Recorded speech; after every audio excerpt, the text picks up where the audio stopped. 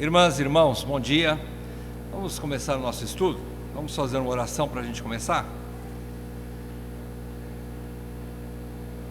Deus bondoso, nós te louvamos, Senhor, por mais esse dia que o Senhor nos concede de vida, e um dia especial, um dia onde nós podemos congregar, o dia do Senhor, dia de adoração, dia de contemplação do Senhor junto com os irmãos, dia de santa comunhão, e especialmente dia de ouvirmos o Senhor através da Tua Palavra, Senhor. Muito obrigado por essa manhã, por esse momento. E pedimos, Senhor, que o Senhor, através do Teu Espírito Santo, contribua conosco, porque sem Ti nada podemos, Senhor. Não compreendemos as Tuas verdades tão grandiosas, se não forem através da ação do Espírito Santo em nós. Dá-nos mente aberta, mente renovada nesta manhã. Dá-nos olhos de ouvir, olhos para que possamos perceber a Tua Palavra, ouvidos de ouvir a Tua Palavra, Senhor. Que assim sejamos edificados e vivamos para a Tua glória. É o que nós pedimos, Senhor, nessa manhã, em nome de Jesus. Amém, Pai. Amém. Irmãos, nós vamos tratar de um tema, não é diferente, eu acho que vocês já ouviram bastante sobre isso, mas nós vamos simplesmente recapitular algumas verdades importantes. E vamos falar sobre a lâmpada para os meus pés é a Tua Palavra. Nós vamos usar esse tema como subtítulo, Andando na verdade num mundo de engano.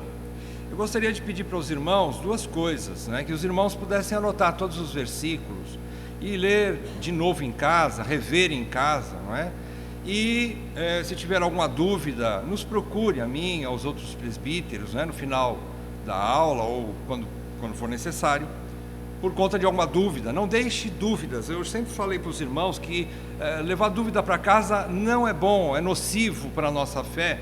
E ficar com a dúvida é diabólica, Ela nos desvia da fé, ela nos faz andar em areia movediça. Não é isso que nós queremos. Nós queremos andar sobre a rocha. Então, por isso, nós precisamos ter convicção daquilo que nós estamos aprendendo. Então, essa é a primeira coisa, anote os versículos, esclareça. Segunda coisa, nós vamos tratar de um assunto bastante amplo, só que assim, não vou poder adentrar com profundidade em todos os aspectos desse assunto, porque senão nós vamos ficar praticamente a manhã toda estudando, vamos ficar muito tempo. Eu quero trazer apenas alguns pontos com relação à verdade das Escrituras. E eu vou mostrar agora o motivo por qual nós vamos fazer esse estudo nessa manhã. Como esclarecimentos iniciais, eu quero dizer para você que o objetivo do nosso estudo nessa manhã, desse estudo, é firmar ainda mais a nossa convicção, a nossa visão reformada do sola Escritura. Eu não estou tratando disso por conta do aniversário da Reforma Protestante, não é questão disso. É questão da urgência deste assunto devido aos últimos acontecimentos na esfera evangélica brasileira, Então nós vamos tratar sobre as Escrituras, vamos falar das Escrituras. Por que só as Escrituras? E por que então? A razão é a seguinte: por causa de declarações como a do pastor paulista Ed René Kivitz, que nessa semana, ele disse o seguinte, sobre a necessidade, ele diz, a necessidade de atualização da Bíblia, que segundo ele precisa ser readaptada ao novo mundo, que ela é um livro insuficiente, segundo as palavras de Kivitz, e para as necessidades do homem moderno ela é insuficiente. E outra declaração que ele fez é que são os olhos da modernidade que devem julgar se os princípios bíblicos são corretos ou não.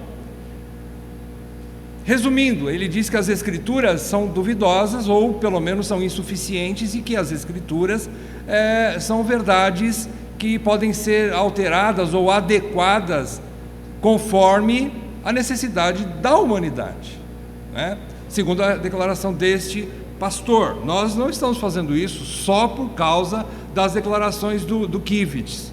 Porém, essas declarações foram um gatilho para que muitas igrejas essa semana estivessem discutindo a respeito do assunto e se posicionando a respeito do assunto. Então acho que nada mais justo do que nós também tratarmos disso, Pelo menos nós temos noção, a congregação, vocês, toda a irmandade, a membresia tem a noção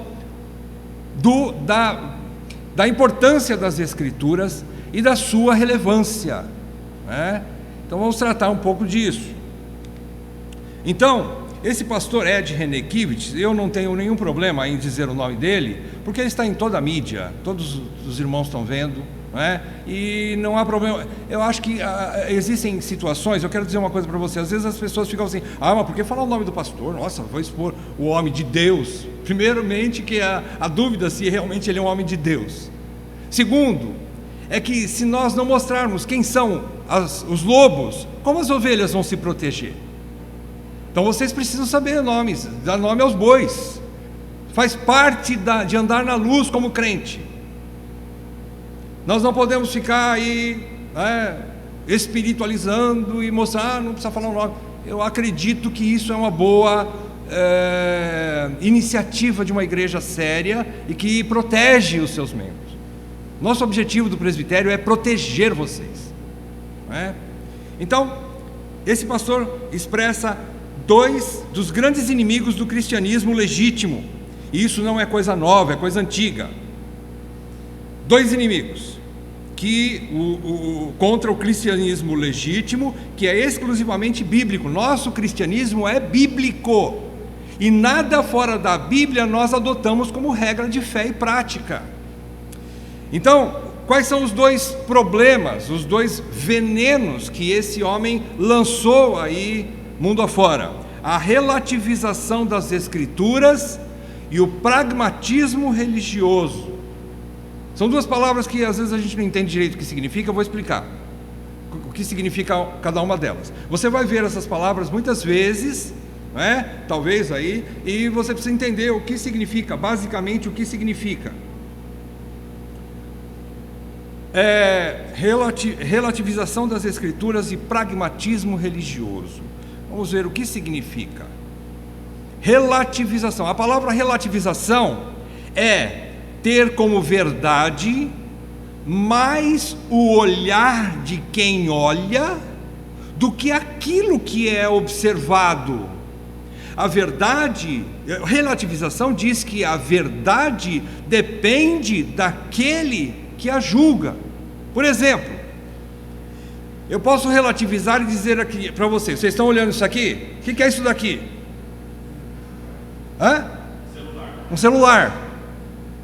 Eu posso dizer para você assim, tudo bem, mas no meu ponto de vista, ele é uma geladeira. Problema seu se você quer saber se ele que você acha que ele é um celular. Eu considero ele uma geladeira. Relativização faz isso. É o que o olhar de uma pessoa observa, aquilo que ele julga a respeito daquilo ele relativiza, ou seja, ele depende dele e não daquilo que realmente aquilo é, a verdade sobre aquilo. Isso aqui é um celular. Só um louco como eu dizer para vocês que ela é uma geladeira, não é mesmo? Só um cara que não está bem da cabeça para falar uma coisa dessas. Mas é isso que muitas pessoas estão fazendo com a Bíblia. Então, relativização das Escrituras, o que é? Relativizar as Escrituras é julgar as Escrituras segundo o que cada pessoa pensa delas, é torná-las relativas e não mais uma verdade absoluta, incondicional, perfeita. Relativizar é dizer o seguinte: eu olho para um texto bíblico e eu interpreto da minha maneira. Eu falo o que eu quero dele, não o que ele está escrito. O objetivo daquele que ordenou que a Bíblia fosse escrita, Deus, através da inspiração do Espírito Santo, nós vamos estudar sobre isso, não é essa a verdade. O que Deus manda para mim, ou seja, o que está aqui, eu considero a verdade aquilo que está aqui, na minha cabeça, e não o que está nas letras das Sagradas Escrituras, tá? Então relativizar é isso, é tirar a verdade absoluta da Bíblia e dizer: eu faço a verdade segundo eu quero, e não segundo o que está escrito, ok? Segundo veneno aí é o pragmatismo. O que significa pragmatismo? Pragmatismo significa considera certo aquilo que funciona. Pragmatismo é considerar certo o que funciona, o que dá resultados, não levando em conta os meios, não importa os meios. Pragmatismo significa o seguinte: olha, eu quero fazer uma coisa, eu preciso vender. Por exemplo, vamos tomar como exemplo um vendedor. O vendedor precisa vender uma cadeira, ele tem uma cadeira para vender. Aquela cadeira tem alguns defeitos, alguns problemas, ela é velha, ela já não está tão boa, mas ela tem alguns problemas, mas ela é bonita por fora. Ele vai vender e vai dizer que vai ocultar algumas coisas a respeito daquela cadeira, tipo dizer que ela é velha, dizer que ela tem alguns defeitos, que ela pode causar um acidente para alguém que vai sentar nela, porque ela já está meio podre, mas ela está bonita. Ele vai omitir isso, não dizer a verdade plena a respeito dela. Por quê? Qual é o objetivo dele? Vender. Então, por conta disso, ele oferece aquilo e oculta a verdade a respeito daquilo. Pragmatismo é isso. O que importa, não importam os meios, o que importa são os fins. O fim é que importa. E assim, pragmatismo na prática, pragmatismo religioso, dentro da religião, dentro do cristianismo. O que significa pragmatismo religioso? É na prática a atuação, vocês estão enxergando aqui? A atuação da liderança de algumas igrejas ou de igrejas com o objetivo de agradar o povo. Veja bem, o objetivo, ele tem um objetivo: agradar o povo, independentemente do que ele tem que fazer, não é? Aqui, ó, o objetivo é agradar o povo e encher a igreja. Se eu quiser encher a igreja aqui, eu vou deixar de falar as verdades nuas, claras, límpidas das Escrituras, e vou começar a inventar moda de acordo com o consumidor, que são os ouvintes. Então eu vou criar algumas coisas, alguns meios, ainda que ilícitos, fora dos princípios de Deus, para encher essa igreja. Então isso é pragmatismo religioso. É o objetivo de agradar o povo, encher a igreja, ainda que quebre princípios bíblicos. É deixar de lado a ética bíblica para buscar resultados. É deixar de lado a verdade bíblica para encher a igreja. Isso está acontecendo bastante, infelizmente. E não só no cristianismo brasileiro, mas mundial. A verdade é essa. E digo mais, não é nos últimos tempos, mas sempre foi assim. De alguma forma ou de outra, o inimigo das nossas almas, Satanás, tem iludido pessoas, homens, levantando homens, para que levassem em frente o seu projeto de enganar. É esse o objetivo do enganador, não é? De enganar o povo de Deus. Nós vamos estudar hoje, vamos vacinar a igreja, que já está vacinada, a respeito disso. Como evitar ser enganado, não é? Vamos tentar tirar algumas lições. Eu gostaria de abrir uma das confissões, alguns pontos de uma das confissões de fé reformadas mais importantes desde a época da Reforma. A confissão de fé de Westminster, como nós estamos estudando parte dela, ou perguntas a respeito dela no catecismo de manhã, que nós estamos estudando, eu gostaria de trazer algumas coisas a respeito da confissão de fé também. Primeira coisa que eu queria dizer para você: a confissão de fé de Westminster, ela é a única que inicia de forma diferente das outras. Por quê? Porque as outras geralmente começam falando de Deus. Todas as confissões de fé, ótimas confissões de fé, não tem problema nenhum, começando a falar de Deus. Por que a confissão de fé de Westminster começa falando da Bíblia, das Escrituras? Porque sem as Escrituras, ninguém conhece Deus. A única fonte de revelação de Deus são as Escrituras. Se você não tem um meio para chegar até Deus, você não consegue conhecer Deus. Então ela começa falando da palavra de Deus. Primeiro capítulo 1 da Confissão de Fé de Westminster fala sobre, eu vou ler aqui, né? Capítulo 1 da Confissão de Fé de Westminster, o tema é da Escritura Sagrada, vai falar sobre a Bíblia. Primeiro parágrafo: ainda que a luz da natureza, se você não conseguir acompanhar, eu vou ler aqui, né?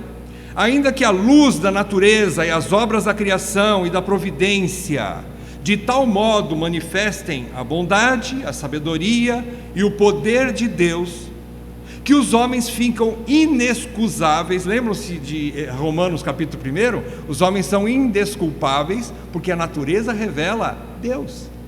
Ela revela Deus. Ainda que a natureza, a confissão diz assim: ainda que a natureza revele Deus, contudo, aqui ó, contudo, não são suficientes para dar aquele conhecimento de Deus e da sua vontade necessário para a salvação.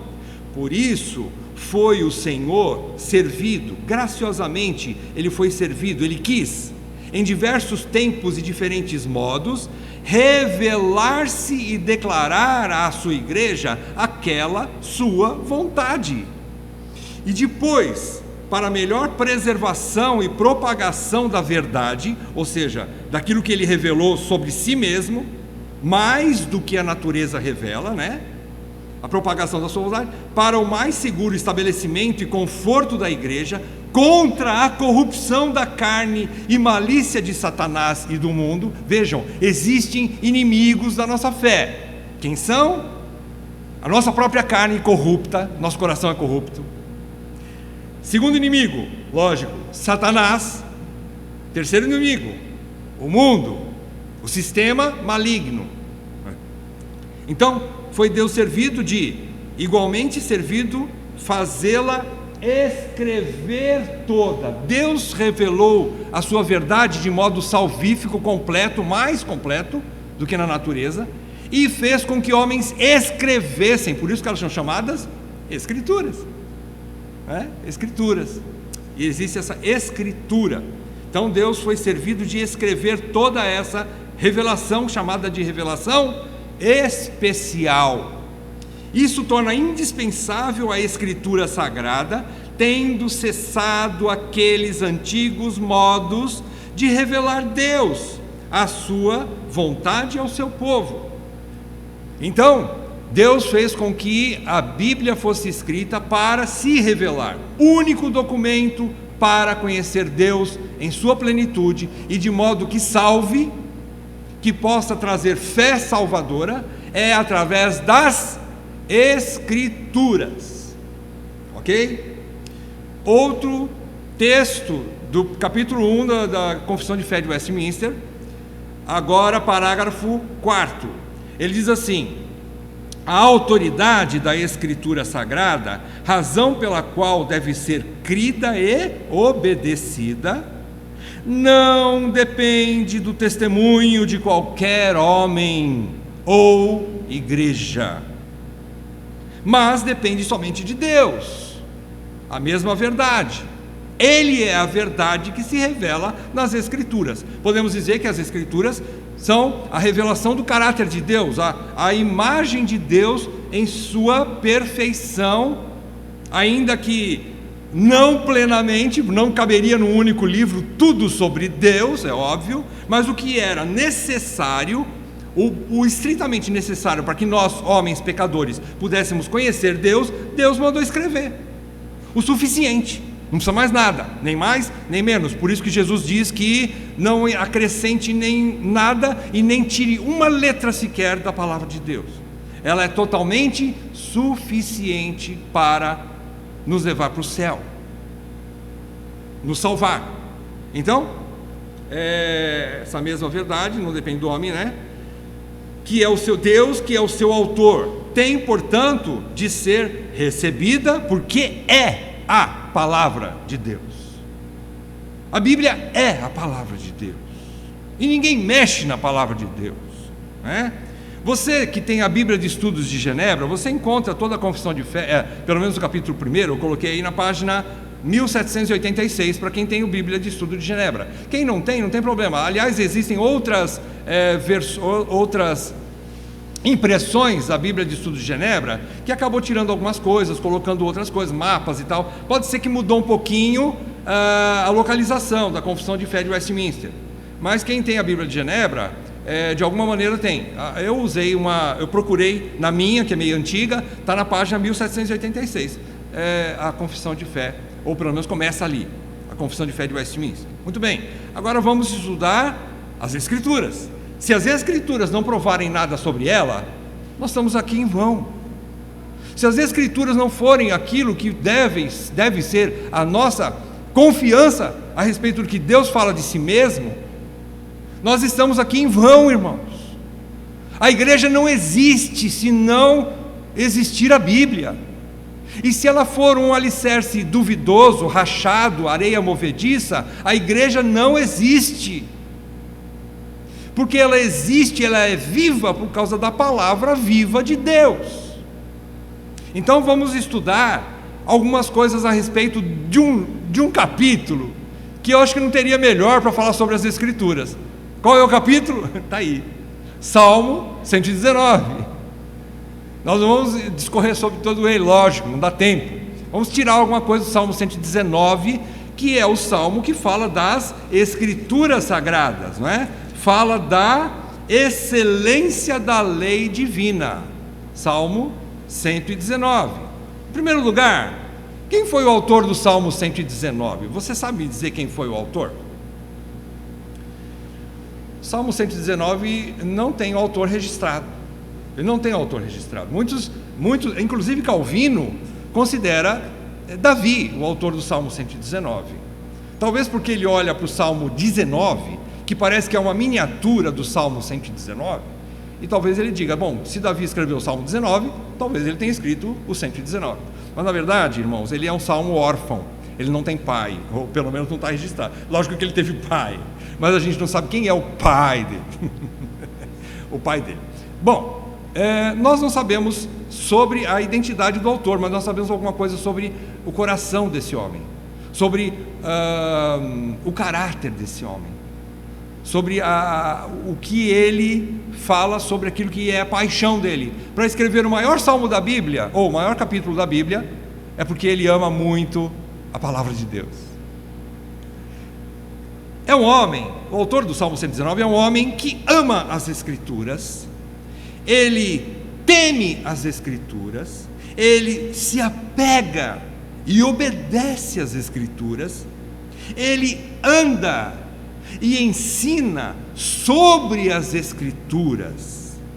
Veja esse homem, se você ler o Salmo 119, é lógico que você vai demorar um pouco, porque ele é bem comprido. Ele é chamado o maior acróstico da Bíblia. O que é acróstico? É um tipo de poesia hebraica que é dividida de acordo com as letras do alfabeto hebraico.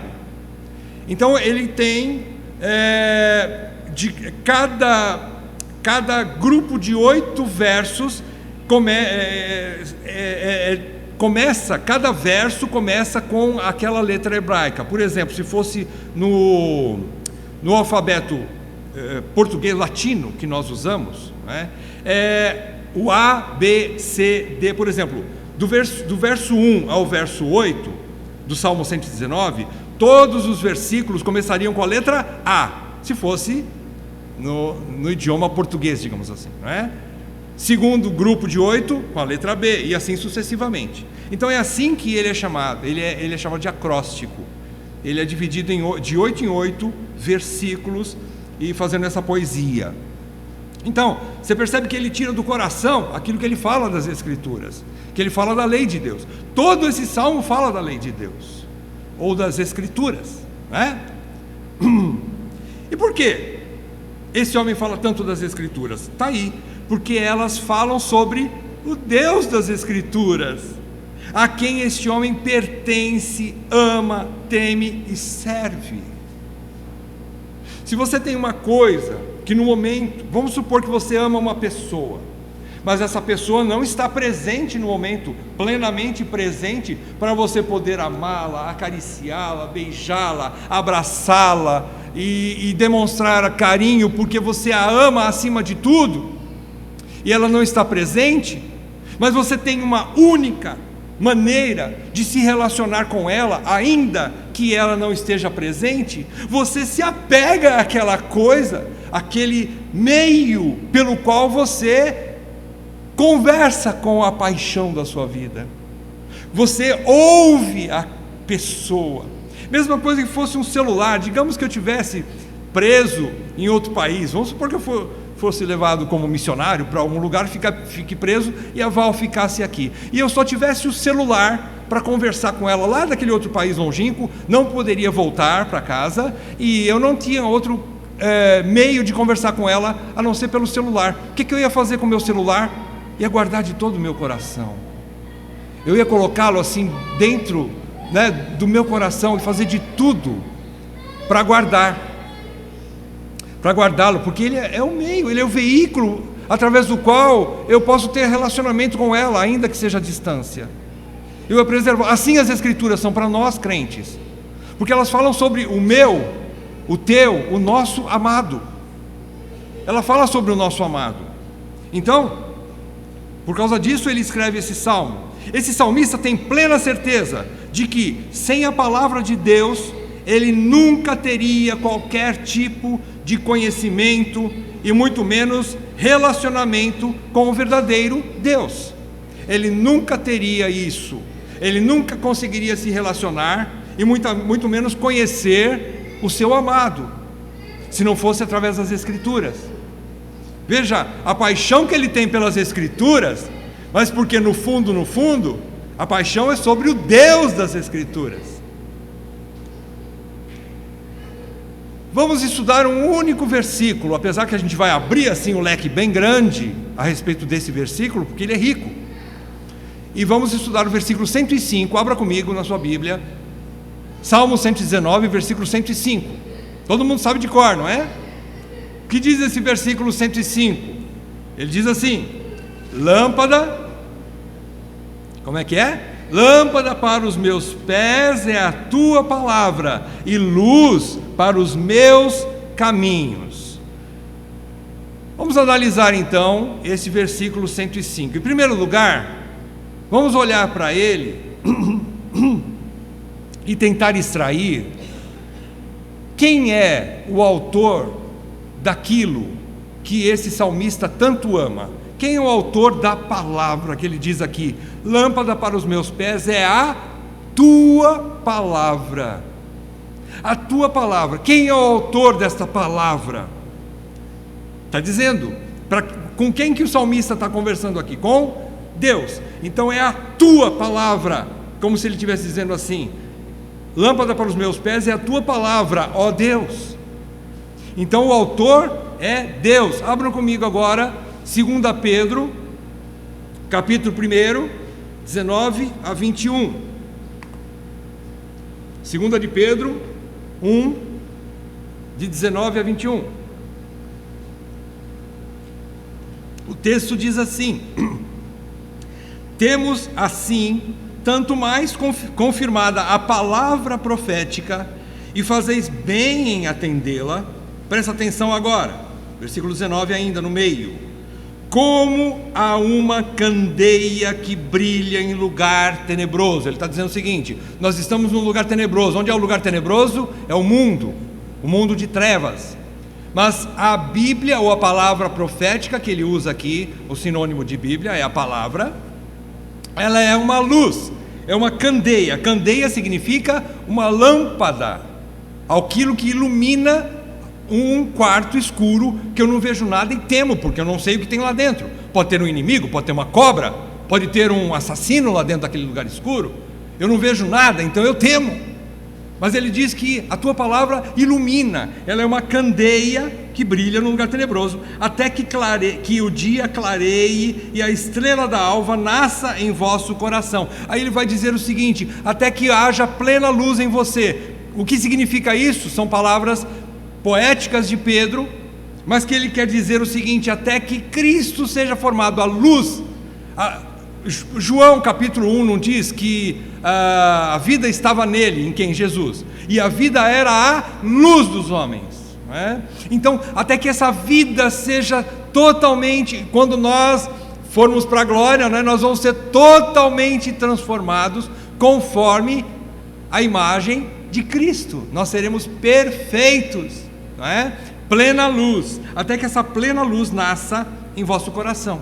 Versículo 20: sabendo primeiramente isto, agora sim nos importa a respeito desse estudo, que nenhuma profecia da Escritura provém de particular elucidação.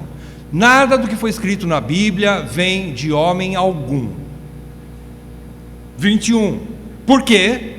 Porque nunca, presta atenção, nunca, jamais, Pedro usa duas palavras para afirmar categoricamente que jamais qualquer profecia foi dada por vontade humana. Homem nenhum pôde falar sobre Deus se não fosse através do que Deus fez nele, ou Deus usando aquele homem.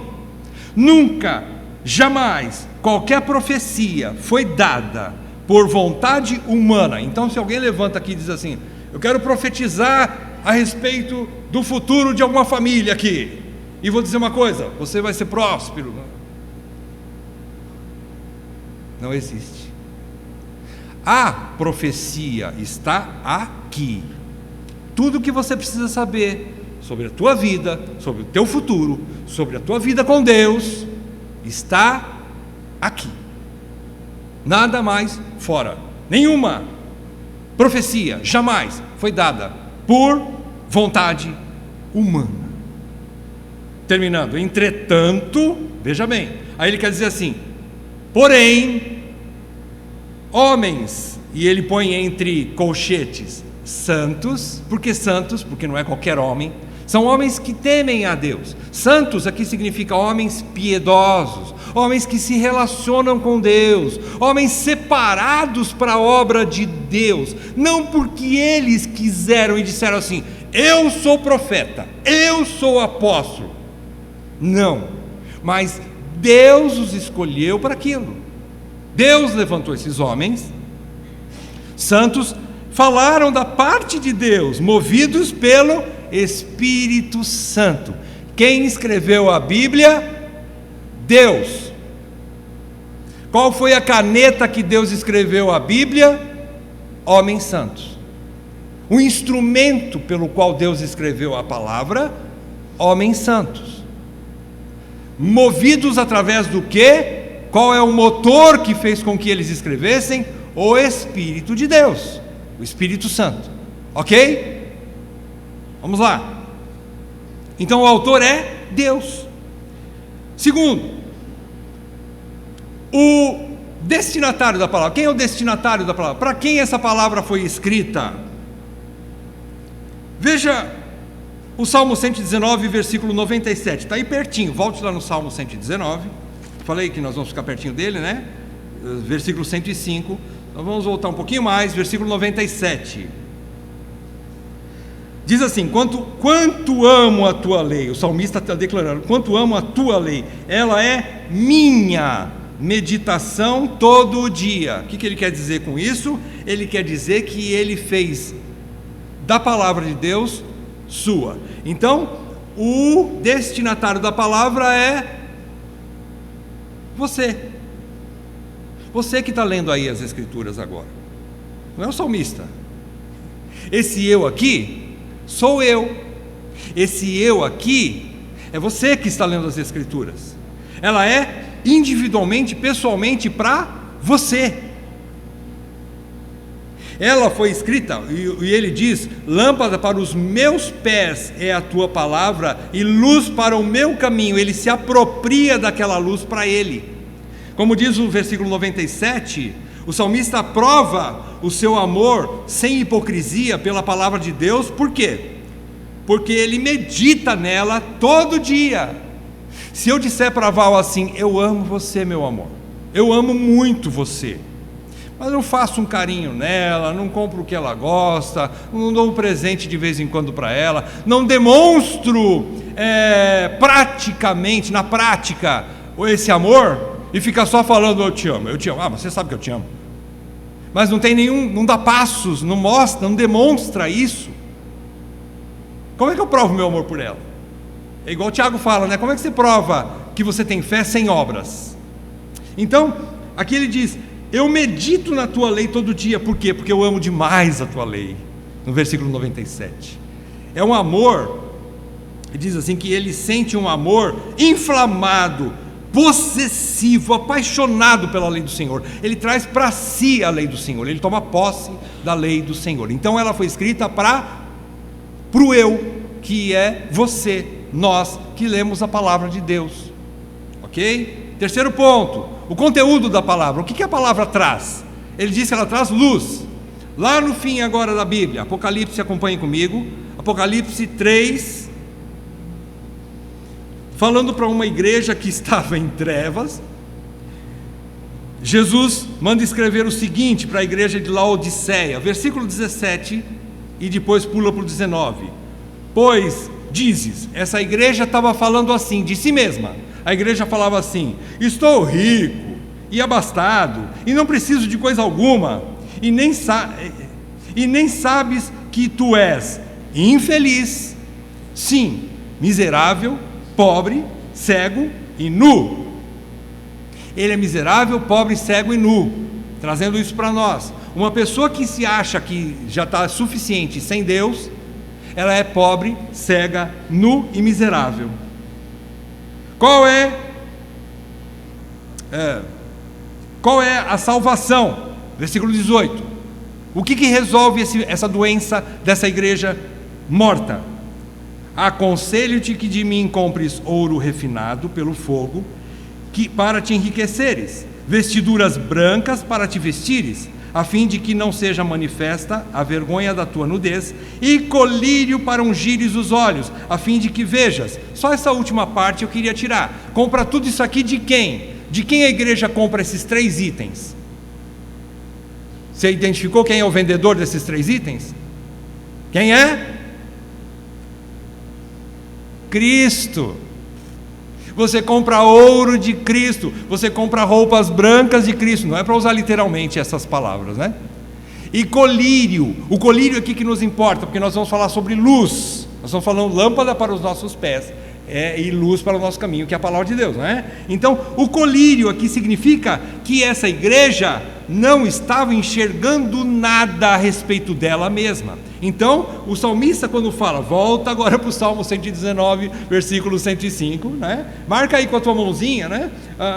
Que nós vamos ficar indo e voltando, falei para vocês, né? Bom, o salmista, ele está mostrando que a iluminação das Escrituras mostram a realidade sobre a miséria do próprio homem, sobre o engano do mundo e sobre a única maneira de se livrar das trevas. Luz significa essa iluminação. Essa iluminação aqui, ela tem algo maior, mas nós não vamos tratar disso hoje. Como eu disse, é muito amplo esse estudo, mas eu não consigo trazer todo ele de uma vez. Então nós vamos deixar de lado a principal coisa que a Bíblia fala quando se fala de iluminação, que é a revelação de Deus. Nós vamos tratar daquilo que é secundário, porém é tão importante nesses últimos dias, que é a aplicação disso para o homem. A iluminação, falando sobre nós crentes, significa ter visão, discernimento. Ela é algo que revela, além de revelar Deus, claro, em primeiro lugar, a Bíblia revela Deus acima de tudo, mas ela também revela um caminho. Ela mostra uma trajetória segura para onde? Para Deus. Para Deus. Ela nos leva para Deus. É a única forma de voltar para Deus. Então, ela revela isso a respeito da miséria do homem, do engano do mundo e a única maneira de se livrar dessas trevas. Luz, então, significa verdade absoluta. Única luz. Ela é a luz. Verdade absoluta, pura, inquestionável. Se eu tenho um farolete E esse farolete, num dia escuro, de trevas, eu preciso achar um caminho para sair daquele mato horrível, eu estou perdido no mato de trevas. E eu não confio naquilo que o farolete me mostra. Aqui tem uma brecha, uma picada, aqui um caminhozinho, pode ser um caminho de saída. Eu aponto o meu farolete para aquele caminho, vejo, mas eu falo assim, não estou em dúvida, eu acho que essa lanterna não está me mostrando o lugar certo. Ora, então eu estou perdido, simplesmente perdido, falta luz. Então ela é inquestionável. Aqui o salmista põe as instruções das Escrituras como única fonte de discernimento para a sua mente. Luz quer dizer assim, eu tenho a mente agora iluminada. Eu estava com a mente em trevas quando eu era ímpio, antes de conhecer o Senhor, eu estava em trevas. Agora a Bíblia descortinou, é como se ela tirasse as vendas dos meus olhos e mostrasse a verdade, mostrasse o caminho. Antes eu não sabia, agora eu sei. Por isso que a gente não pode chegar no ímpio, que ainda não é convertido, e dizer assim, você tem que aprender a amar a esposa como Cristo amou a igreja. O que adianta? Ele não tem luz, ele precisa de ser vivificado primeiro. Não adianta. É a mesma coisa você querer fazer um barco andar sobre rua sem roda. Ele não tem roda, ele não vai, ele não anda, né? Ele anda na água. É o mundo dele. O ímpio anda no mundo. Não diga para o ímpio seguir princípios bíblicos, ele não tem luz. Não adianta, precisa primeiro conhecer Cristo. E aí as Escrituras vão dar rumo para ele, mostrar o caminho para ele, né? Então, o Salmo 19, vou voltar agora um pouquinho na Bíblia, Salmo 19, versículo 11, a primeira parte do versículo 11 do Salmo 19, agora sim é de Davi, tá? O Salmo 19 foi Davi que escreveu. Bom, versículo 11, a primeira parte diz assim: além disso, além de tudo que a palavra de Deus, o Salmo fala sobre a palavra de Deus, tá? Além disso, por eles, ou seja, pelos princípios de Deus, pela palavra de Deus, se admoesta o teu servo. Primeira parte do versículo 11. O que significa admoesta o teu servo? A palavra de Deus admoesta o teu servo. Significa que ele faz de Davi uma pessoa judiciosa. A palavra de Deus faz do homem judicioso.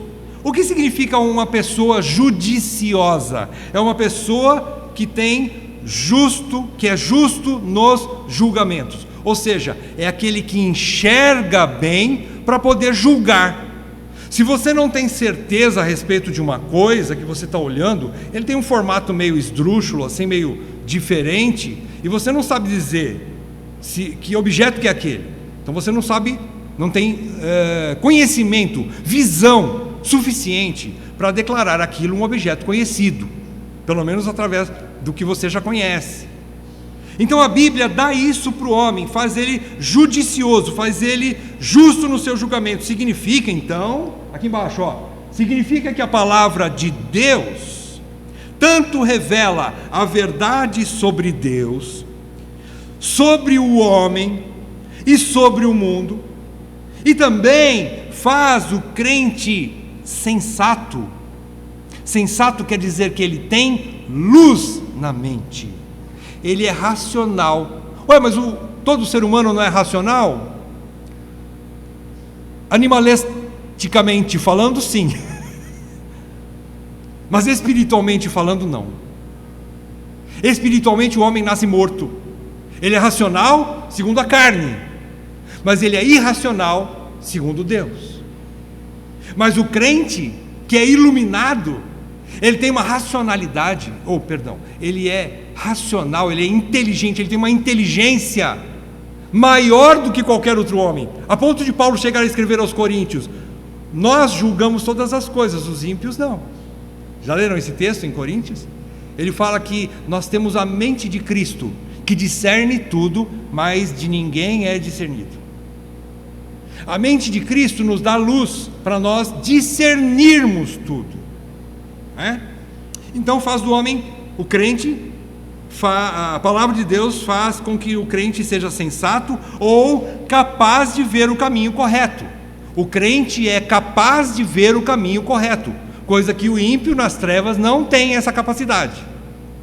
Ele pode seguir o seu arbítrio, não é? Aquela luta contra o livre-arbítrio. Ele vai para onde as trevas o levam, mas ele nunca acha o caminho de Deus. Porque ele não tem essa condição, ele não tem essa luz, esse discernimento, ok? Quarto, esse texto mostra que o objetivo da palavra de Deus é guiar. Por quê? Porque ele sugere que há um caminho. Ele diz: lâmpada para os meus pés. Vamos lá de novo, Salmo 119, versículo 105. Lâmpada para os meus pés, né? Fala de alguém que está andando. Pés é usado para quê? Para que você usa o pé? Além de dar uma bicuda no seu cachorrinho. Para quando ele faz arte, né? Claro, não faça isso toda hora. Mas você usa o teu pé para caminhar. E ele diz na sequência: luz para os meus caminhos. Então, ele sugere que há um caminho, um trajeto que leva especificamente a um destino desejado.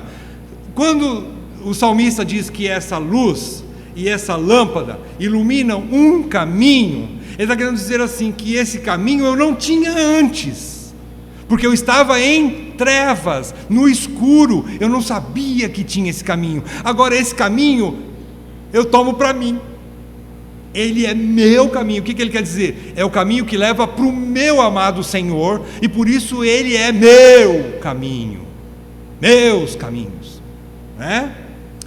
Veja, e nesse lugar há grande recompensa. Volta lá no Salmo 19, fica com a mãozinha no Salmo 119 e vai lá para o Salmo 19 de novo.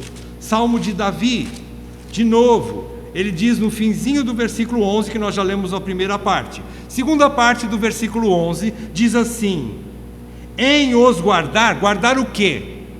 Guardar a palavra de Deus. Guardar significa aprender e colocar em prática. Guardar significa praticar a palavra de Deus. Então aqui você entende da seguinte forma: em praticar a palavra de Deus há o quê? Há grande recompensa. Davi quer dizer que há grande recompensa. Será que ele quer dizer que você vai ficar rico? Não. Será que ele quer dizer que você vai ter uma família que nunca terá problema de relacionamentos? Não. Será que ele vai dizer que você não vai ter mais doença nesse mundo, não vai ter mais nenhuma intempérie na sua vida, coisas ruins não vão mais acontecer com você? Não. Ele quer dizer que você tem um final feliz, e onde é? Na glória. Grande recompensa na Bíblia significa grande galardão, que é a glória. O caminho que leva para a glória, esta é a grande recompensa. A tua recompensa, se for, como Paulo diz, se nós quisermos a recompensa, a alegria final aqui nesse mundo, nós somos os mais infelizes de todos os homens.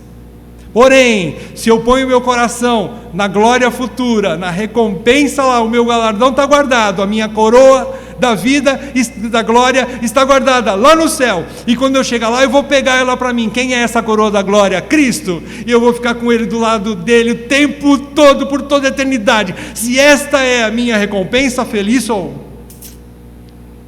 Então é isso que Davi está falando aqui. No fim desse caminho que ele vai andar, agora que ele tem luz, tem uma recompensa. Qual é? A glória. Cristo e toda a eternidade com ele. Então nesse caminho o salmista precisa não somente ver, mas também andar. Ele precisa dar passos, porque é um caminho. Não adianta nada eu ter um farolete, descobrir a saída de um lugar perigoso e não andar para rumo à porta. Eu não posso ficar parado ali, eu tenho que andar. Eu tenho que sair daquele lugar tenebroso.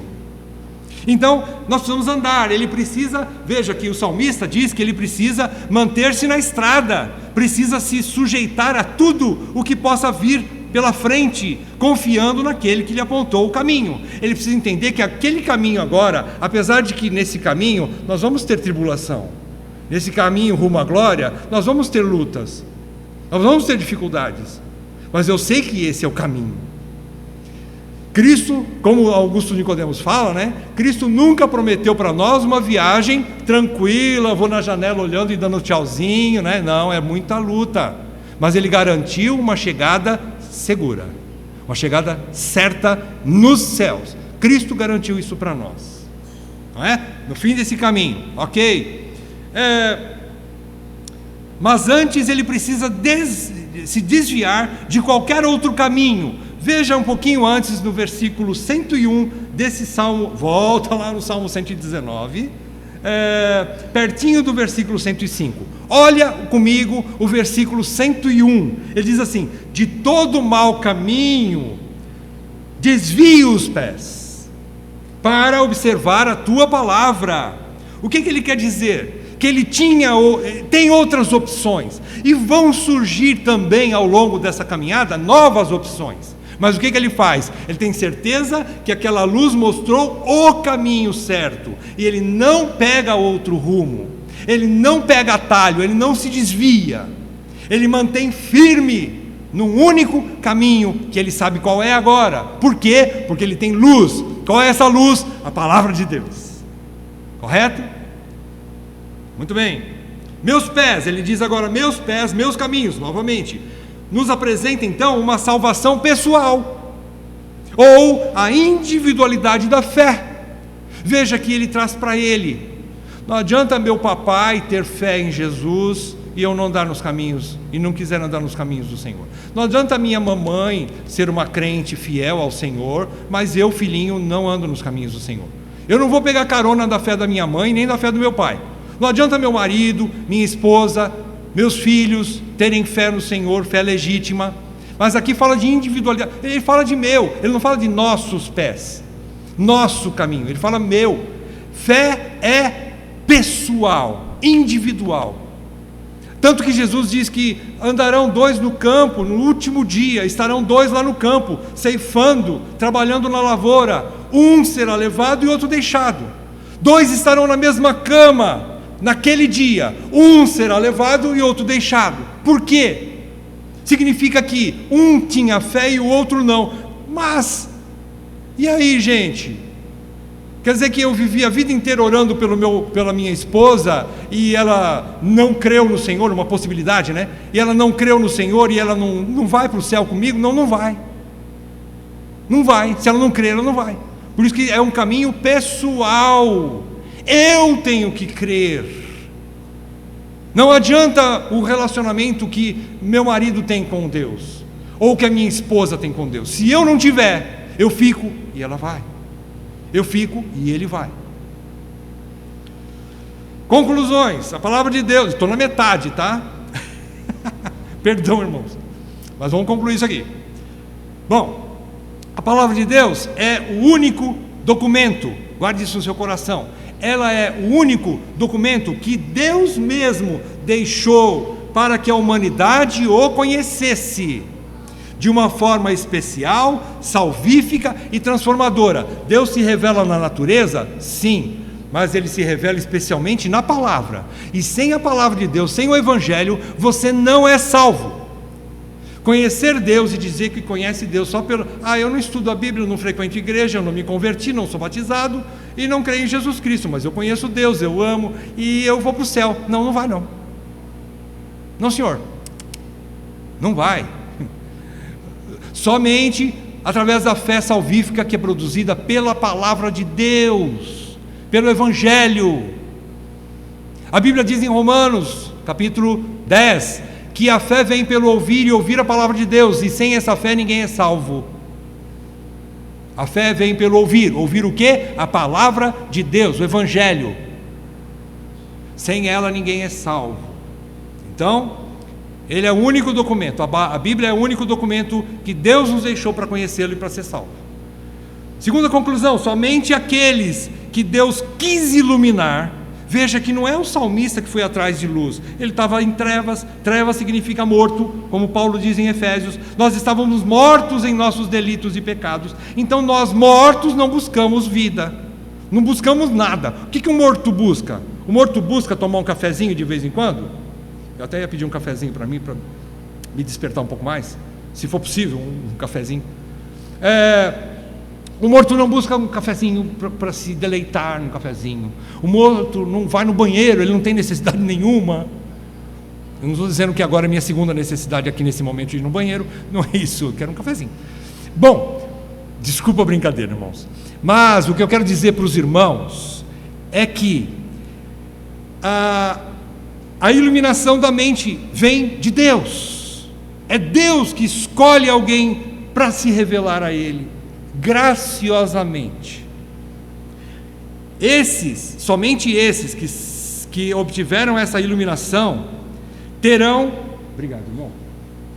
Somente esses, estou com a garganta seca, terão comunhão com Ele. Só esses que foram iluminados terão comunhão com Ele, desfrutarão de uma percepção sobre Deus além da razão humana. Muitos cientistas dizem que podem conhecer Deus, estudiosos leem a Bíblia sem a inspiração do Espírito Santo, sem a revelação do Espírito Santo, e dizem que conhecem muito sobre Deus, ainda que leiam a Bíblia, mas não é o suficiente. Se Deus não iluminar a mente, eles não vão aprofundar na verdade sobre Deus.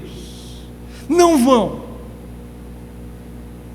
Sabe aquela passagem que Deus diz que os homens estão tateando, tentando tocar Deus, mas não acham? É como se Deus estivesse brincando com eles. Vocês estão frio, hein? Você está frio. Lembra aquela brincadeira quente e frio, né? Os homens vão tateando querendo encontrar Deus, né? E Deus está falando, está frio, está gelado. Nunca vão achar o quente. Nunca vão achar a Deus por si mesmos, né?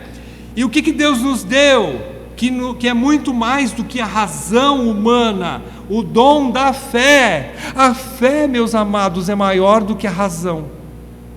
A fé é maior do que a razão. Não que a fé não seja racional. A fé é racional. Deus usa as faculdades humanas, o intelecto humano, para se revelar para o homem. Se você não tivesse uma boa mente, você não ia conseguir ler as Escrituras. Agora, se você tivesse uma boa mente, mas não tivesse o Espírito, você não ia conhecer as profundidades de Deus e ser salvo. Não ia. Você pode ter uma boa inteligência, ler muito, até decorar a Bíblia, mas se você não for tocado pela fé, pelo dom da fé do Espírito Santo, você não é salvo. Não é salvo. Terceira conclusão: essa percepção especial que o crente tem, não somente concede relacionamento com Deus e com os outros crentes, mas também discernimento. Essa luz significa discernimento, a luz que o Salmo 119, versículo 105 fala. Essa luz é discernimento sobre a situação do universo ao seu redor, ao meu redor, do mundo que está aqui, ao meu redor. Sensibilidade, discernimento sobre esse mundo no qual eu estou inserido ainda nesse momento. Isso chama-se, em termos teológicos, cosmovisão bíblica. É olhar o mundo conforme a Bíblia, não como René Kivitz quer olhar a Bíblia segundo o mundo. Não, é inverso. A Bíblia é a verdade imutável. Ela é a régua através da qual eu meço as coisas do mundo. Ela é o padrão. O mundo é aquilo que precisa ser julgado. A Bíblia não precisa ser julgada. Pelo contrário, ela julga. É ela que julga o mundo. E nós temos isso para nós, amados. Que glória! Você precisa sair daqui nessa manhã jubilando. Eu tenho a luz das Escrituras. Deus me deu. Quarta conclusão: o que restaura a moralidade original, como o Rodrigo está dando a aula para nós, bastante importante, sobre o catecismo. Essa moralidade, o homem nasceu moral, Adão nasceu moralmente perfeito, porém ele caiu, não é? Lembram-se daquele primeiro ensinamento sobre Adão, sobre a queda, perdão? O homem caiu da sua perfeição. Então, o que restaura isso no homem? Essa perfeição é somente a ação de Deus no coração e na mente humana, pela instrumentalidade das sagradas Escrituras, sagradas letras, é outro sinônimo da Bíblia. Somente Deus usa a palavra dele, Ele usa a palavra dele para nos fazer novamente santos, como Ele é santo, perfeitos. Agora, somos já perfeitos totalmente? Não, estamos no caminho da perfeição, sendo aperfeiçoados, não é? É um processo pelo qual nós estamos ainda talvez no começo, uns no meio, outros quase no fim, graças a Deus por isso, mas estão no caminho, não é? Então, irmãos, esse homem disse que a igreja precisa aceitar, por exemplo, o homossexualismo, ela precisa abrir as portas, por assim dizer, para o pecado, e acolher todos indiscriminadamente, e não ficar julgando. Você não precisa mudar de vida, tá? Venha para Cristo, Ele vai te aceitar do jeito que você está. Não, as Escrituras não dizem isso. As Escrituras chamam para você se arrepender dos seus pecados, e então você caminha com Cristo. Presta atenção, é a palavra de Deus que muda, é a palavra de Deus que julga. E se ela diz, por exemplo, estou pegando o exemplo do homossexualismo, se ela diz que nenhum homossexual, que nenhum sodomita herdará o reino de Deus, é porque não vai herdar, é porque não vai para o céu. Então vamos supor que uma pessoa homossexual, um gay, procure ajuda na igreja. O que é que nós temos que falar? Sim, Cristo pode te transformar, Ele salva você, e você se arrepende dos seus pecados e deixa-os. Quem se arrepende, confessa e deixa, alcança misericórdia. Se você não se arrepender, uma pessoa gay, não é? Não se arrepender dos seus pecados e deixar os seus pecados, ela não é salva. E a igreja não pode acolher assim. Ela acolhe com muito carinho uma pessoa com esse problema, mas ela mostra o caminho. Nós temos a luz, não temos? A mesma luz que eu tenho pela lâmpada da palavra de Deus, eu vou mostrar para a pessoa com esse tipo de problema, eu vou encaminhá-la para essa luz, para esse caminho. Avançando, mas como preservar a nossa fé nas Escrituras? Partindo para o fim. Só um momento. Bom esse café. Teu, Marcos? Oh, glória a Deus. Mas então, como que nós vamos preservar a nossa fé nas Escrituras? Vamos trabalhar um pouquinho na nossa luta. Vamos aprender, irmãos, eu quero que você preste atenção aqui. Eu sei que já foi bastante tempo, mas preste atenção. Agora nós vamos para a parte prática, onde nós vamos defender a nossa fé. Nós vamos fazer apologia àquilo que nós cremos, defendendo a fé. Primeira coisa que eu quero dizer para você: nunca combata de igual para igual com os incrédulos ou com os falsos mestres. Por que eu quero dizer isso? Os incrédulos, e principalmente os falsos mestres, não vão usar a Bíblia, ainda que eles possam usar a Bíblia, mas eles não vão usar a Bíblia pelo foco da fé. O justo vive pela fé, não é? A Bíblia é um instrumento de fé. Eu disse para vocês agora há pouco que a fé é maior do que a razão. Mas esses homens, inclusive mestres, infelizmente dentro da igreja, vão querer o campo de batalha, o campo de futebol onde eles vão jogar é o campo da razão. A razão não vai ajudar você em nada. Você está jogando futebol sobre o gelo. Esse não é o nosso campo de batalha. Não entre nele. Ele vai querer usar métodos humanos para provar que a Bíblia precisa de algumas reformas, por exemplo. Ele vai usar métodos racionais, humanamente falando, para mostrar que existem partes da Bíblia que são irracionais. E são, para a razão humana carnal, muitas partes da Bíblia são irracionais. Por exemplo, como que um mar pode se abrir e as pessoas passarem a seco? Como o Rodrigo disse esses dias atrás, né? Acho que foi o Rodrigo, né? Como isso é irracional para a mente humana. O mar se abrir, um povo inteirinho passar a seco, e depois que eles passaram, o mar se fecha e destrói todos os seus inimigos. Como isso funciona? Racionalmente a física não explica. A ciência não explica, mas a fé explica. É Deus. Deus pode fazer isso e muito mais do que isso. A fé explica. Então não lute com esses homens no campo deles. Se você tiver, presta atenção, eu estou dizendo para você, não vai atrás dessa luta, irmãos. Quero dizer para vocês, é gastar tempo, eu vou mostrar para vocês daqui a pouco. É gastar tempo à toa. Você podia estar chupando sorvete com o teu namorado ou com a tua namorada. Vai fazer outra coisa mais útil. Mas não gaste tempo com essas discussões tolas.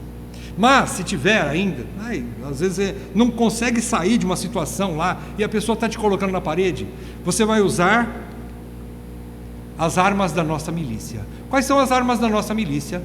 Eu transcrevi aqui o texto, 2 Coríntios, capítulo 10, de 3 a 5. Eu usei a NVI, a versão NVI, porque ela é mais simplificada, porque é um texto muito complexo de Paulo, com palavras não muito populares, né? E a gente não consegue entender direito o que Paulo fala nesse trecho de 2 Coríntios 10, de 3 a 5. Mas usando a NVI, vamos lá. Pois, embora vivamos como homens, não lutamos segundo os padrões humanos.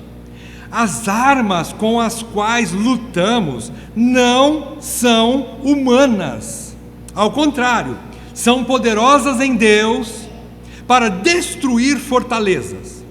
Agora ele vai explicar o que significa destruir fortalezas. Ele diz: destruímos argumentos. Argumentos aqui é a razão humana que vai buscar argumentos para dizer que a Bíblia é loucura, que tem passagens da Bíblia que são irracionais, que tem textos que não bate com a ciência, e para ele analisa tudo a visão científica, ou através da lógica humana. E esse não é o nosso campo de batalha. Paulo está dizendo assim: não é isso que nós lutamos, pelo contrário, nós vamos destruir isso. Vamos destruir. Como é que você destrói isso? Se a pessoa te der ouvidos, não é? Vamos supor que você está discutindo com alguém e ela te dá ouvidos, então você vai usar a palavra de Deus. E ele continua dizendo: destruímos argumentos e toda pretensão que se levanta contra o conhecimento de Deus, e levamos cativo todo pensamento para torná-lo obediente a Cristo. Paulo está querendo dizer o seguinte: se você for discutir com alguém com o objetivo de ganhar dele, com o objetivo de humilhá-lo, com o objetivo de fazer com que ele pareça bobo, não faça isso. Mas se você tem o objetivo de fazer com que a mente dessa pessoa seja salva, que ele seja salvo, que ele seja transformado, e que você consiga levar a mente dele para Cristo, amém, então batalhe, vale a pena. Se o Espírito Santo te der esse discernimento, conversa com essa pessoa, exponha o Evangelho, para que ela também obedeça a Cristo. Agora, se você não vê essa possibilidade, se você vê que é só bate-boca, tiro para lá, tiro para cá, é um pelotão de fuzilamento, você de um lado e outro do outro, né? Um em cada trincheira, não entra nessa não entra nessa, não entra por esse caminho. Olha só, se Deus não quiser usar a sua palavra através de você, meu irmão, minha irmã, se Deus não quiser usar você, colocando a palavra dele na sua boca para ganhar os corações, não será você que vai conseguir fazê-lo. Você vai gastar tempo, você vai ficar frustrado, você vai ficar triste, você vai ficar deprimido muitas vezes, porque as pessoas não vão crer. Confia no Senhor, lança a palavra e deixa. A palavra tem mais poder do que você, o Evangelho tem mais poder do que você, e o Espírito Santo nem se fala. Se ele fizer, está feito. Se ele não fizer, não é você que vai fazer. Não fique frustrado por conta disso. Dicas para preservar sua fé nas Escrituras. Algumas dicas. Primeira, evite discussões tolas e os homens tolos. Não é só discussões. Às vezes precisa ficar longe dessas pessoas também. Olha o que Paulo diz a Tito, capítulo 3 de Tito, de 9 a 11. Evita discussões insensatas, genealogias, contendas e debates sobre a lei, porque não têm utilidade e são fúteis. E depois ele diz, além de evitar os debates, ele diz agora: evita o homem faccioso, depois de admoestá-lo pela primeira e segunda vez, pois sabes que tal pessoa, esse homem faccioso, está pervertida e vive pecando, e por si mesma, não é culpa sua, nem de Deus, muito menos, mas é culpa dele, por si mesma, essa pessoa por si mesma está condenada. Se você tem um amigo ou uma amiga que não entra para dentro dos princípios de Deus, Jesus, que não entra para dentro dos princípios de Deus, calma, não entre em discussões, evita essa pessoa. Às vezes a melhor coisa que fazer é fugirmos do mal, é fugirmos desse contato. Esse contato às vezes faz mal para nós, esse contato põe em dúvida a nossa fé. Essas amizades não são amizades saudáveis, elas nos roubam a alegria, nos roubam a convicção das Escrituras, nos querem minar a nossa fé. Então Paulo diz: evita. Evitar é ficar longe. Isso não é deixar de amar, pelo contrário, o amor não é isso, ficar bajulando aqueles que são contrários às Escrituras, contrários a Deus. O amor é amar a Deus acima de todas as coisas e aos outros como a você mesmo. Se Deus não for o seu maior amor, e se você se fizer amigo daqueles que são inimigos da cruz de Cristo, você se tornou inimigo de Deus. Não fica perto deles, evita-os. Segunda dica: não deixe de congregar. Primeira dica: evite discussões e evitem os homens tolos. Segunda dica: não deixe de congregar. Por quê? Porque é no meio dos irmãos que eu estou seguro. Quando eu estou quase saindo do caminho, alguém vai chegar para mim e falar: tome cuidado, meu irmão, esse caminho não é o caminho do Senhor. Você pode se machucar e se desviar. E às vezes muitos se desviam para nunca mais voltar. Chama apostasia. Então, dentro da congregação, Hebreus 10, 25 diz: não deixemos de congregar-nos, como é costume de alguns, antes façamos admoestações, e tanto mais quanto vedes que o dia se aproxima. O escritor de Hebreus está querendo dizer o seguinte: o dia do Senhor está chegando. A apostasia vem a todo vapor agora. A apostasia é o desvio de muitos crentes. A apostasia não é incredulidade. O incrédulo não apostata. O incrédulo já está perdido. A apostasia significa aqueles que estão dentro da igreja, mas que serão enganados e levados para fora da igreja. Isso é apostasia. Apostasia é deixar os caminhos de Deus que um dia você conheceu. Então, ele diz: não deixemos de congregar-nos, como é costume de alguns. Por quê? Porque o autor de Hebreus reconhece que é dentro da igreja, é congregando que eu estou seguro, é no meio do rebanho que eu estou seguro contra os lobos vorazes, é no meio do rebanho que eu estou seguro contra o engano, junto com os meus irmãos, é no aprisco, seguro. Congregar significa reunir como igreja. Terceira dica: faça a sua tarefa de casa como legítimo crente. Aqui você encontra o que nós chamamos de meios de graça. Quais são os meios de graça? Aquilo que me mantém firme na fé. É chamado teologicamente de meios de graça. O que é? Simples. O nome pode ser complexo, né? Complicado, né? Mas é simples. Primeiro, estude e medite na Bíblia. Primeiro meio de graça, o maior de todos: estude muito as Escrituras. Leia as Escrituras em casa. Primeiro meio de graça: seja um estudioso da palavra de Deus. Segundo meio de graça: mantenha uma vida de oração e confissão de pecados, ou seja, uma vida santa, uma vida de comunhão com Deus. Oração é o fogo que aquece a minha fé, o meu relacionamento com Deus. A oração me coloca junto com o meu amado, próximo dele, e o calor da presença dele faz com que a minha fé se inflame. A oração serve para isso. E a confissão de fé é aquilo que me limpa para que eu possa continuar do lado do meu noivo. Confissão de pecados. Confissão de pecados. Quando eu confesso pecados, irmãos, muitos se desviam porque pecam e ficam procrastinando com medo de confessar. Mas se eu confessar para minha esposa que eu adulterei, ela me mata. Deixa ela matar, mas vai para o céu. Não tem problema que ela te mate. O problema é você ficar sem Deus. As pessoas ficam com medo de confessar. Ande na luz. confesse pecados. Nós, como crentes, não estamos isentos de pecar, mas por isso Deus nos deixou a porta aberta. Quando eu entro pela porta da confissão e falo: ó Deus, eu pequei contra ti e contra minha esposa, dando um exemplo, né? Eu pequei. O que o filho pródigo fez quando voltou para casa? Primeira coisa, confessou o pecado. Ele já tinha confessado antes. Para quem? Para Deus. Lá no meio do pasto, quando ele estava sem comida, o filho pródigo falou assim: eu vou voltar para a casa do meu pai, porque eu sei que lá tem pão. Eu vou dizer assim para ele: pequei contra os céus e contra ti. Não sou digno de ser chamado teu filho, mas faz-me como um dos teus funcionários, jornaleiros, né? Trabalhadores. Então ele se coloca na posição dele de miserável, mas ele confessa. Então confesse pecado. Primeiro, estudar a Bíblia. Segundo, oração, confissão de pecados. Terceiro, ainda estamos na linha de cima, senão confunde.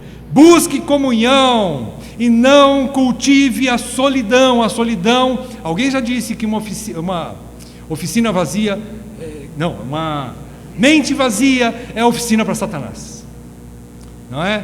E quando você está em comunhão, você está conversando com alguém, aquilo areja a sua mente, renova a sua mente. Principalmente, é lógico, quando você está conversando com irmãos sábios, né? Crentes. Busque comunhão. A solidão é perigosa para muitos de nós, não é? O que mais? Encha sua mente com aquilo que edifica, com o que edifica, tipo hinos bons, hinos que você sabe julgar. Por que você sabe julgar se o hino é bom ou não é, uma música é boa ou não é? Porque você tem a luz das Escrituras. Você sabe dizer assim: nossa, essa música aqui é antropocêntrica, ela está colocando o homem no centro, e Deus é um servo que vai abençoar tanto o homem, e Deus só serve para abençoar. Essa é uma música que não serve, é um hino, você joga fora. Não ouça ele. Julgue os hinos. Mesma coisa, livros. Irmãos, e agora eu podia acrescentar aqui também alguns problemas de internet, né? A internet, ela te dá uma enxurrada de coisas, 99% não presta. Tome cuidado, julgue as coisas pela luz da palavra de Deus, viu? Nossa vantagem, né? Tendo a palavra de Deus, você pode julgar. Eu ouço esse pregador, esse aqui eu não ouço. Eu ouço esse hino, esse aqui eu não ouço.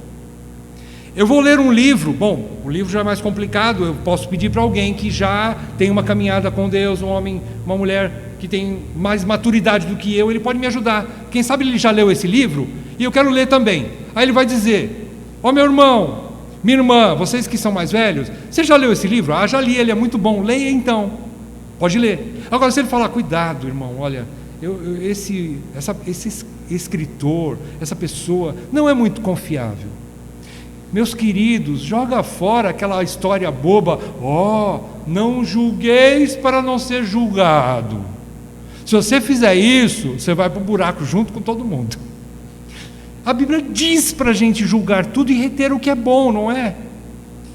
Julgue todas as... Tessalonicenses fala sobre isso.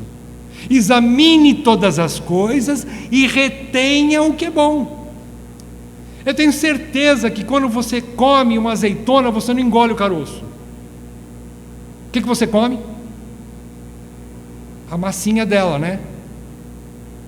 O caroço não serve para nada. Quando você come peixe, você engole os espinhos?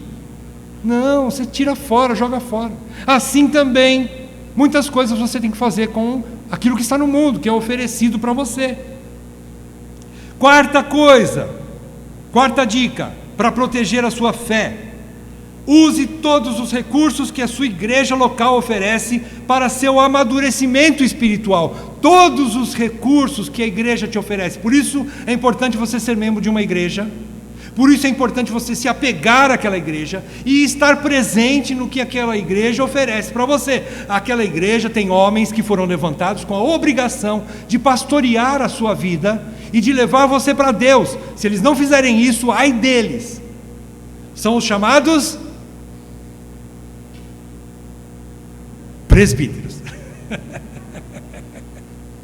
Se eles não fizerem isso, coitado deles. Horrenda coisa cair nas mãos do Deus vivo, e principalmente os líderes de uma igreja, que vai levar um rebanho inteirinho para a perdição.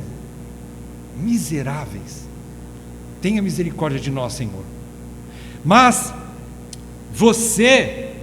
Eu quero dizer para você, quarto ponto, quarta dica, use todos os recursos que a igreja local oferece para o seu amadurecimento espiritual. Olha só, eu usei um termo aqui bastante interessante, nesses últimos tempos está sendo discutido muito, a vacina presta, a vacina não presta, contra o Covid, vai usar a vacina do próprio venenoso que te vendeu, essa história aí, não vou entrar nesses méritos, mas ainda não está muito seguro a respeito da vacina contra a Covid, então por isso nós não vamos tomar, eu também, pelo menos não quero tomar uma vacina duvidosa, pode me matar, e eu não quero morrer ainda.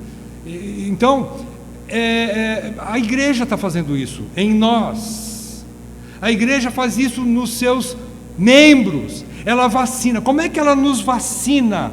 A igreja então está vacinando a gente contra as falsas doutrinas e a apostasia. Como que a igreja faz isso? Através dos ensinos, não tem outro meio. Visitação é bom, mas é complementar. Aconselhamento é bom, mas é complementar. O ensino é aquilo que mantém a igreja na linha segura e vacinada contra o engano.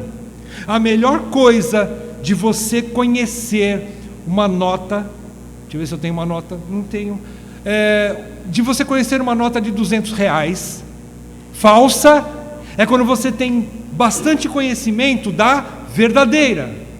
Você toca ela, você olha para ela, você decorou até as nuances da cor dela, ela muda para mais escuro para cá, mais claro para cá, esse número fica bem no cantinho, essa letra está aqui embaixo, tem esse dizer aqui quase imperceptível aqui no canto, você manipula a nota verdadeira bastante. A verdade você manipula bastante, aí você vai saber o que é o errado, o enganoso, o falso. Então a igreja faz isso com você, manipula bastante a verdade. Você fica tão acostumado com a verdade que quando o engano chega perto você fala, não, isso aqui não serve para mim, longe de mim, arreda Satanás, sai daqui. E é isso que tem que fazer mesmo, E como é que nós somos vacinados? Eu quero trazer agora para o contexto da nossa igreja. Qual é a vacina que nós estamos aplicando no rebanho? Primeiramente, nós estamos estudando o catecismo. Vocês lembram do catecismo, irmãos? Não percam essas aulas. Irmãos, isso aqui está clareando tanto para nós a respeito da verdade sobre Deus, sobre o homem, sobre o pecado e muitas outras, sobre Cristo. Catecismo, nós estamos estudando o catecismo, o breve catecismo de Westminster. É um resumo daquela confissão que eu disse para vocês, que é uma das maiores e mais completas da humanidade a respeito da verdade bíblica. Nós estamos estudando a Bíblia através do catecismo. Se você não está acompanhando, você está sem vacina. Pense nisso. Segundo, o Evangelho de João. Você quer um evangelho que fale mais a respeito do teu amado do que o Evangelho de João? O homem, o apóstolo que ouviu os batimentos cardíacos do seu amado. O Evangelho de João está nos vacinando, mostrando a verdade, mostrando aquele que é verdadeiro, para que quando o falso vier, facilmente eu vou cheirar e vou dizer, não, você não é o meu mestre, você não é o meu Jesus, eu já conheço o meu Jesus, ainda que de foto, ainda que através das escrituras apenas, mas eu sei quem ele é. Você vai ter discernimento naquele dia. Terceira vacina, a carta aos Romanos. A carta aos Romanos é o maior tratado teológico do Novo Testamento. A carta que Deus usou para abrir os olhos de muitos reformadores, mestres da palavra, pais da igreja. Carta aos Romanos, magnífica, complexa, cheia de conteúdo, carne boa para nós, alimento bom, e a igreja está nos dando, de graça. E por último, aí vem a carta aos Hebreus, irmãos, se Deus permitir, terminando Romanos, nós vamos começar a estudar Hebreus. Você acredita? Hebreus vai descortinar para você assim, fazer a conexão entre o Velho e o Novo Testamento. Você vai ver Cristo no Velho Testamento, ele já estava presente lá desde o comecinho, desde a lei, desde Moisés, e aí o autor de Hebreus traz para nós, discutindo a Cristo. Por que o autor de Hebreus faz isso? Porque ele queria que a igreja que estivesse lendo a sua carta pudesse saber a verdade e não apostatar por causa do sofrimento, por causa dos falsos mestres, não desviar. É isso que ele queria. A ideia do autor de Hebreus é a mesma que nós temos. Mostra o verdadeiro, e aí eles vão saber quando o falso estiver por perto. Você, sabendo a verdade, não vai cair no engano. Isso chama-se, cientificamente falando, de uma vacina. Você vai ser vacinado contra o engano, contra o erro, ok? Eu quero que você leia agora, para terminar comigo, alguns versículos bíblicos. Dá para você enxergar aqui?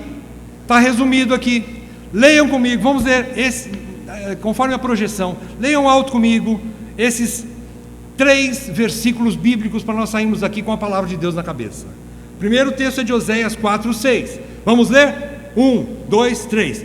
O meu povo está sendo destruído porque lhe falta o conhecimento. Guarde isso no seu coração, Oséias 4:6. Segundo texto, Hebreus 4:12. Vamos lá? 1, 2, 3. Porque a palavra de Deus é viva e eficaz e mais penetrante do que qualquer espada de 2 gumes, e penetra até a divisão da alma e do espírito e das juntas e medulas, e é apta para discernir os pensamentos e intenções do coração. Grande palavra de Deus, maravilhosa, poderosa palavra de Deus. Ela vai lá dentro de você. Último texto, Tiago 1:5. Se algum de vocês tem falta de sabedoria, peça a Deus, que a todos dá livremente, de boa vontade, e lhe será concedida. Se você não tem discernimento, use a palavra e ore ao Senhor e peça a sabedoria, que é discernimento. Ele vai te dar. Ele te ama, Ele não quer que você se desvie. Se você é filho, se você é filha, Ele quer te proteger. Quais os meios que Ele usa? O Espírito e a palavra. E Ele vai te guiar pelo caminho, porque você já tem a luz e lâmpada para os seus pés. Amém? Vamos orar e vamos embora para casa. Senhor nosso Deus, te louvamos pela Tua palavra, porque sem ela, o que seria de nós, Senhor? Estaríamos perdidos no mundo de trevas, estaríamos caminhando para a perdição eterna. Mas muito obrigado, porque o Senhor deixou para nós as Escrituras. Soberanamente o Senhor usou homens para escrevê-las, registrá-las, e hoje nós temos essa Bíblia nas mãos, Senhor. Obrigado, porque nós vivemos num país onde nós podemos abrir a Bíblia e ler, e estudar, e adorar o Senhor, estudá-la com profundidade, e ter lâmpada para os nossos pés, e tê-la como luz para o nosso caminho. Ó Deus, muito obrigado pela palavra de Deus. Muito obrigado pelo Mestre Espírito Santo que está aqui agora, abrindo os nossos olhos, os nossos corações, para enxergarmos as maravilhas da Tua palavra. Muito obrigado por isso, por essa manhã. E que nós à noite possamos continuar estudando a Tua palavra com atenção, com todo o amor, carinho e dedicação que ela merece. Isso para a Tua glória nós te pedimos, e em nome de Jesus. Amém. Amém. Até logo mais à noite, irmãos, vão na paz.